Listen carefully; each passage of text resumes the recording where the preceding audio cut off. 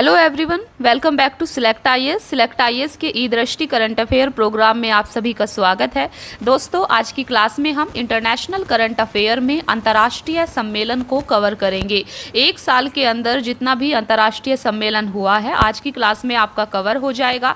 आपको आज की क्लास को काफ़ी अच्छे से देखना है और साथ में अपने शॉर्ट नोट्स प्रिपेयर करने हैं। आपको बता दें कि ई दृष्टि करंट अफेयर की प्लेलिस्ट इसी चैनल पर बना दी गई है, तो अगर आपने बाकी की क्लासेस को नहीं देखा है तो आप उन क्लासेस को भी ज़रूर देख लें।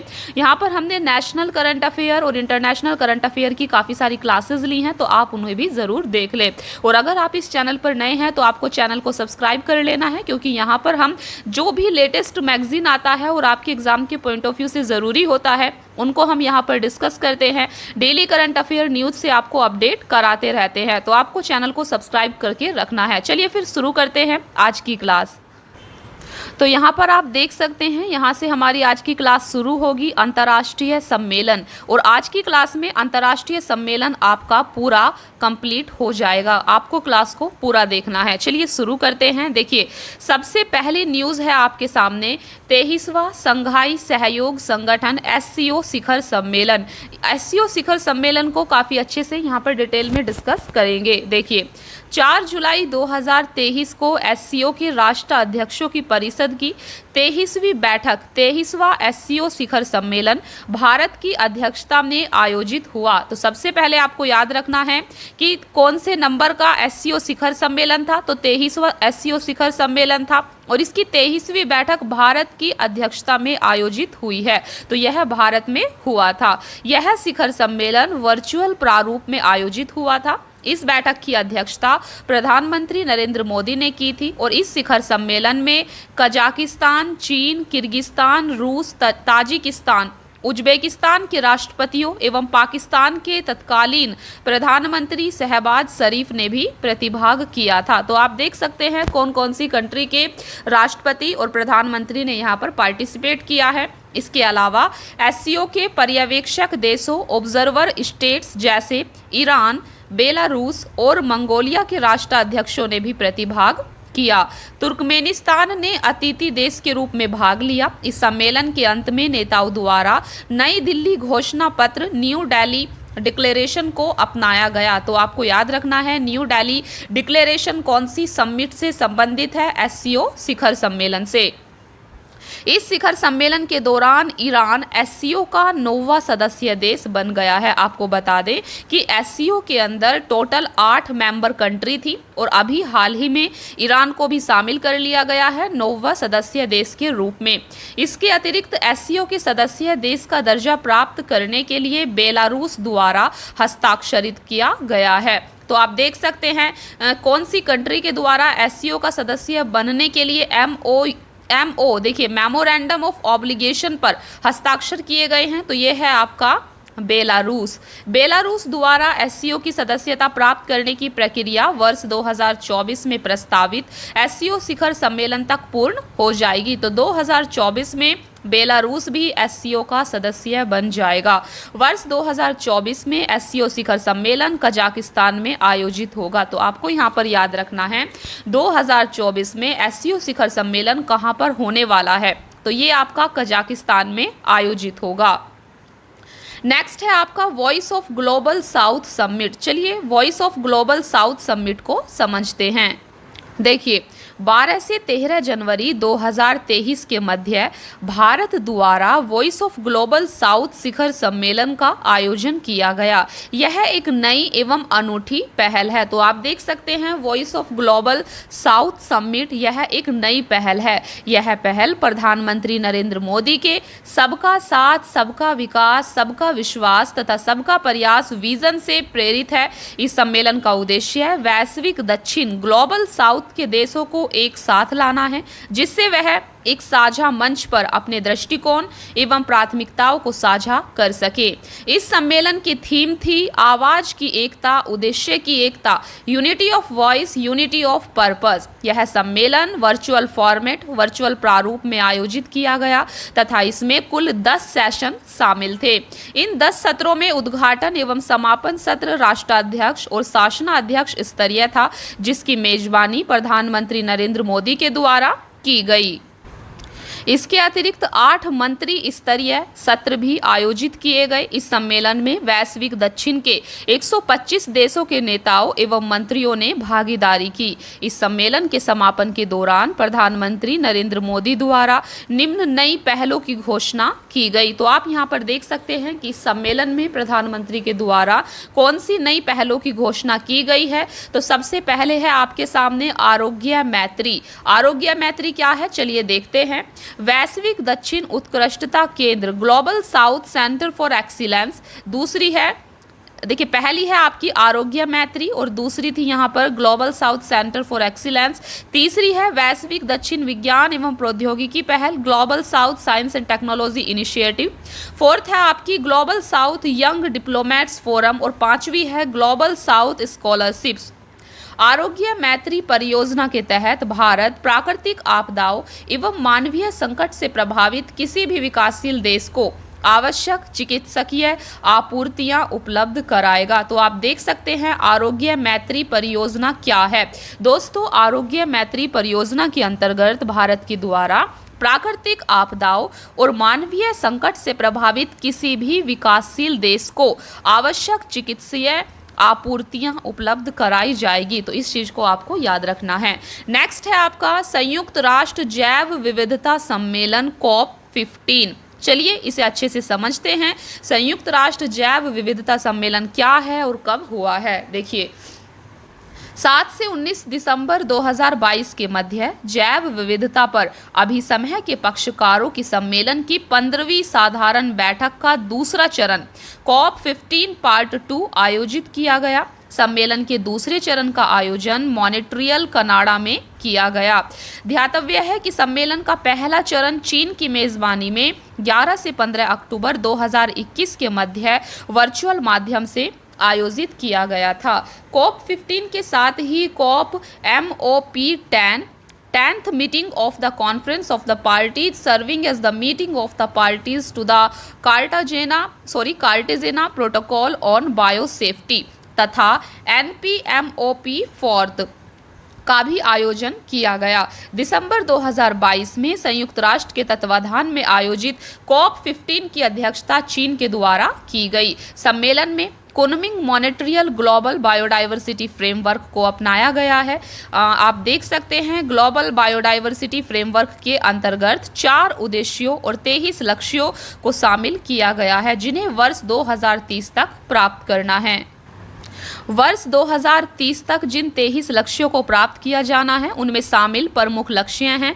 विश्व की कम से कम 30% भूमि, अंतर्देशीय जल, तटीय क्षेत्रों और महासागरों का प्रभावी संरक्षण और प्रबंधन। इसके अलावा खराब हुए स्थलीय, अंतर्देशीय जल और तटीय एवं समुद्री पारिस्थितिकी तंत्र के कम से कम 30% की बहाली। COP15 के प्रतिनिधियों ने GBF के भीतर लाभों के एक समान वितरण को सुनिश्चित करने के लिए एक बहुपक्षीय कोष स्थापित करने पर सहमति व्यक्त की है। इस कोष को वर्ष 2024 में तुर्की में आयोजित होने वाले COP16 में अंतिम रूप दिया जाएगा। नेक्स्ट है आपका G20 शिखर सम्मेलन 2022। चलिए 2022 के G20 शिखर सम्मेलन को समझते हैं।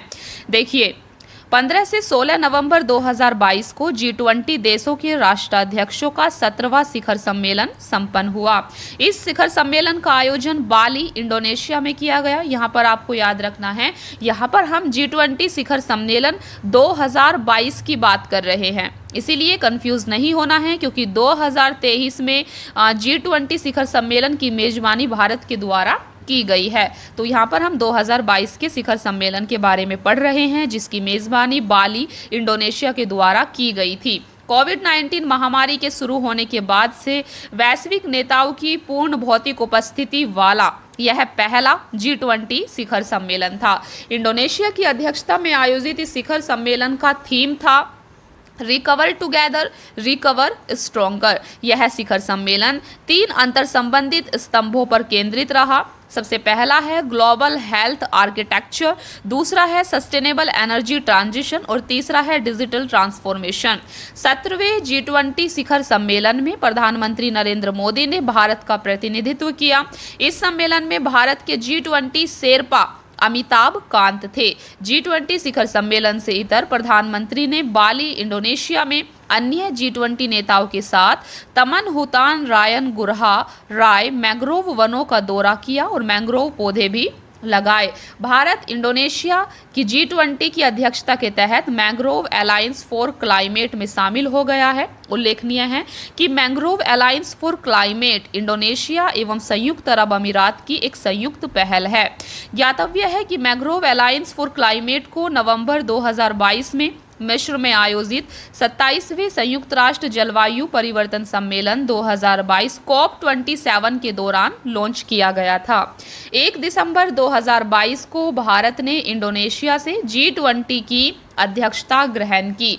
भारत 1 दिसंबर 2022 से 30 नवंबर 2023 तक G20 की अध्यक्षता करेगा। तो आप यहाँ पर देख सकते हैं भारत 30 नवंबर 2023 तक G20 की अध्यक्षता करने वाला है। तो यहाँ पर आप देख सकते हैं 18वां G20 शिखर सम्मेलन, जिसका अध्यक्षता भारत के द्वारा भी हाल ही में संपन्न की गई है। आप सभी ने G20 को अच्छे से देखा भी होगा। देखिए 9 से 10 सितंबर 2023 को 18वें G20 शिखर सम्मेलन का आयोजन नई दिल्ली भारत में किया गया। भारत की G20 की अध्यक्षता वसुदेव कुटुंबकम या एक पृथ्वी एक कुटुंब एक भविष्य, one earth one family one future की थीम पर आधारित थी। यह विषय महाउपनिषद के प्राचीन संस्कृत पाठ से लिया गया है। भारत की अध्यक्षता में G20 का लोगो भारत के राष्ट्रीय ध्वज के जीवंत रंगों केसरिया, सफेद, हरा तथा नीला से प्रेरित है। इस लोगो में भारत के राष्ट्रीय पुष्प कमल के साथ पृथ्वी अर्थ को दर्शाया गया है, जो चुनौतियों के बीच विकास को प्रदर्शित करता है। कमल की 7 पंखुड़ियां 7 महाद्वीपों एवं 7 सार्वभौमिक संगीत के स्वरों का प्रतिनिधित्व करती है। भारत के लिए G20 की अध्यक्षता अमृतकाल की शुरुआत का प्रतीक है। ज्ञातव्य है कि 15 अगस्त 2022 को भारत की स्वतंत्रता की 75वीं वर्षगांठ से लेकर स्वतंत्रता की 100वीं वर्षगांठ तक की 25 वर्षीय अवधि को अमृतकाल की संज्ञा दी गई है। G20 लोगों के नीचे देवनागरी लिपि में भारत लिखा हुआ है। भारत की अध्यक्षता में आयोजित होने वाले G20 शिखर सम्मेलन हेतु विशेष आमंत्रित अतिथि देशों में बांग्लादेश, मिस्र, Mauritius, Netherland, Nigeria, Oman, Singapore, Spain तथा UAE शामिल हैं। भारत में G20 शिखर सम्मेलन एवं उससे संबंधित बैठकों का आयोजन केवल नई दिल्ली तक ही सीमित नहीं है। पूरे देश के अंदर G20 शिखर सम्मेलन की बैठकों का आयोजन किया गया। भारत के 50 से अधिक शहरों में G20 की 200 से अधिक बैठकें आयोजित की गई हैं। उत्तर प्रदेश के लखनऊ, वाराणसी, आगरा तथा ग्रेटर नोएडा में भी G20 से संबंधित बैठकों का आयोजन प्रस्तावित है। 11 से 12 फरवरी 2023 को G20 सशक्तिकरण की पहली बैठक का आयोजन आगरा में किया गया। भारत की G20 की अध्यक्षता में डिजिटल इकोनॉमी वर्किंग ग्रुप की प्रथम बैठक 13 से 15 फरवरी 2023 को लखनऊ में आयोजित की गई। उल्लेखनीय है कि भारत वर्तमान में G20 ट्रॉइका का हिस्सा है, जिसमें इंडोनेशिया, भारत एवं ब्राजील शामिल है। यह प्रथम अवसर है जब G20 ट्रॉइका में 3 विकासशील और उभरती अर्थव्यवस्थाएं शामिल हैं। ज्ञातव्य है कि वर्ष 2024 में G20 शिखर सम्मेलन का आयोजन ब्राजील में तथा वर्ष 2025 में दक्षिण अफ्रीका में प्रस्तावित है। चलिए अभी समझते हैं G20 डिजिटल इनोवेशन अलायंस क्या है। 28 दिसंबर 2022 को केंद्रीय मंत्री अश्वनी वैष्णव ने भारत की G20 अध्यक्षता के हिस्से के रूप में G20 डिजिटल अलायंस को लॉन्च किया। G20 डिजिटल इनोवेशन अलायंस का उद्देश्य G20 देशों के साथ साथ आमंत्रित गैर सदस्य राष्ट्रों से स्टार्टअप्स द्वारा विकसित नवीन और प्रभावशाली डिजिटल तकनीकों को पहचानना, मान्यता देना और उन्हें अपनाने में सक्षम बनाना है।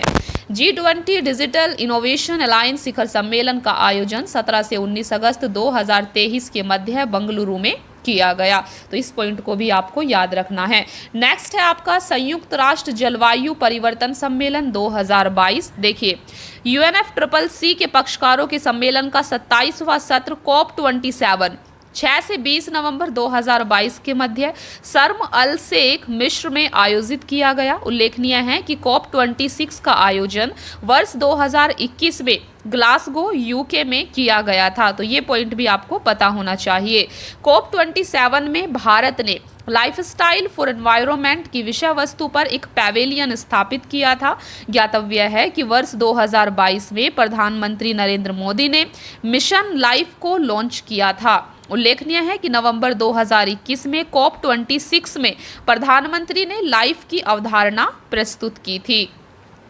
वस्तुतः मिशन लाइफ भारत के नेतृत्व में एक वैश्विक जन आंदोलन है जो पर्यावरण की सुरक्षा के लिए व्यक्तिगत एवं सामूहिक कार्यवाही को प्रेरित करेगा। उल्लेखनीय है कि मिशन लाइफ की अवधि वर्ष 2022 से 28 तक है। यह मिशन व्यक्तियों एवं समुदायों को एक ऐसे जीवन स्तर को अपनाने हेतु प्रेरित करेगा जो प्रकृति के अनुकूल हो और उसे नुकसान न पहुंचाए। ऐसे जीवन स्तर को अपनाने वाले लोगों को प्रो प्लैनेट पीपुल के रूप में मान्यता दी जाएगी। COP27 के समापन पर शर्म शेख कार्यान्वयन योजना को अंगीकृत किया गया। COP27 के दौरान क्षति एवं नुकसान निपटने हेतु एक कोष फंड की स्थापना का ऐतिहासिक निर्णय भी लिया गया। यह कोष जलवायु संबंधी आपदाओं से सर्वाधिक प्रभावित वल्नरेबल कंट्रीज को क्षति एवं नुकसान की भरपाई हेतु धन उपलब्ध कराएगा। संयुक्त राष्ट्र महासचिव एंटोनियो गुटेरस द्वारा $3.1 बिलियन की एक योजना की घोषणा की गई जो अगले 5 वर्षों के अंदर अर्ली वार्निंग सिस्टम द्वारा पृथ्वी पर सभी की सुरक्षा सुनिश्चित करेगी। इस सम्मेलन के 27 वर्षों के इतिहास में पहली बार कृषि की विषय वस्तु पर एक पूरा दिन समर्पित किया गया। इस सम्मेलन के दौरान सतत रूपांतरण हेतु खाद्य एवं कृषि नामक पहल को लॉन्च किया गया। यह पहल वर्ष 2030 तक कृषि एवं खाद्य प्रणालियों को रूपांतरण करने के लिए जलवायु वित्त क्लाइमेट फाइनेंस की मात्रा एवं गुणवत्ता में सुधार पर केंद्रित है। उल्लेखनीय है कि COP28 का आयोजन 30 नवंबर से 12 दिसंबर 2023 के मध्य दुबई, संयुक्त अरब अमीरात में प्रस्तावित है। तो इन पॉइंट्स को आपको यहाँ पर याद रखना है संयुक्त राष्ट्र जलवायु परिवर्तन सम्मेलन 2022 के बारे में। तो फ्रेंड्स यहाँ पर आप देख सकते हैं हमने 1 साल के अंदर आपका जितना भी अंतर्राष्ट्रीय सम्मेलन यहाँ पर दिया गया था उनको हमने यहाँ पर अच्छे से कवर किया है। आपको इन पॉइंट्स को अच्छे से याद कर लेना है। वीडियो को आप बार बार देखकर भी इन्हें याद कर सकते हैं या फिर अपने शॉर्ट नोट्स प्रिपेयर कर सकते हैं। ये आपके एग्जाम के लिए काफ़ी ज़्यादा हेल्पफुल होंगे। आई होप कि आप इस सीरीज़ को शुरू से फॉलो कर रहे हैं। सभी क्लासेस को आप डेली बेसिस पर देखते हैं और आपके लिए क्लासेस काफ़ी हेल्पफुल भी होंगी। देखिए नेक्स्ट टॉपिक है हमारा अंतर्राष्ट्रीय निर्वाचन। अंतर्राष्ट्रीय स्तर पर जितना भी निर्वाचन हुआ है, जो भी देशों के नए राष्ट्रपति, नए प्रधानमंत्री बने हैं, इन्हें हम अगली क्लास में डिस्कस करेंगे। आपको इस क्लास को भी ज़रूर देखना है। और दोस्तों अगर आप इस चैनल पर नए हैं तो आपको बाकी की क्लासेस भी देख लेनी है जो इस सीरीज़ पर आ चुकी है। उनकी प्लेलिस्ट इसी चैनल पर बना दी गई है, तो आप प्लेलिस्ट को फॉलो कर सकते हैं और वहाँ से अच्छे से इसे कवर कर सकते हैं। Thank you so much friends for watching the class. Keep watching. Please like, share and subscribe. Thank you.